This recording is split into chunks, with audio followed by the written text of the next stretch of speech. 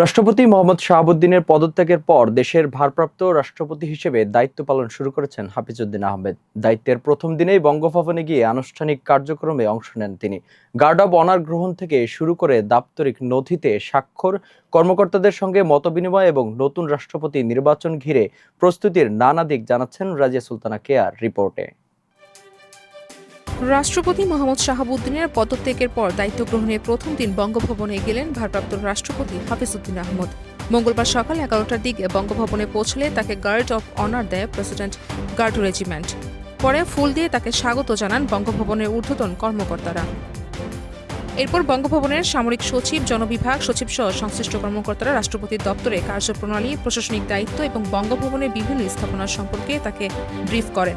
পরিচয় পর্ব শেষে ভারপ্রাপ্ত রাষ্ট্রপতি দরবার হল, ভিআইপি 1, ভিআইপি 2 সহ বঙ্গভবনে গুরুত্বপূর্ণ স্থান পরিদর্শন করেন। দায়িত্বের প্রথম দিনই দাপ্তরিক কার্যক্রমে অংশ নেন হাফিজউদ্দিন আহমেদ। জমে থাকা গুরুত্বপূর্ণ নথি পর্যালোচনা করে প্রয়োজনীয় ফাইলে স্বাক্ষর করেন তিনি। পাশাপাশি কর্মকর্তাদের সঙ্গে প্রশাসনিক বিভিন্ন বিষয়ে মতবিনিময় করেন। এদিকে নতুন রাষ্ট্রপতি নির্বাচনের প্রস্তুতি এগিয়ে চলছে। প্রধান নির্বাচন কমিশনের সঙ্গে এই বিষয়ে শিগগিরই আলোচনা হওয়ার কথা রয়েছে।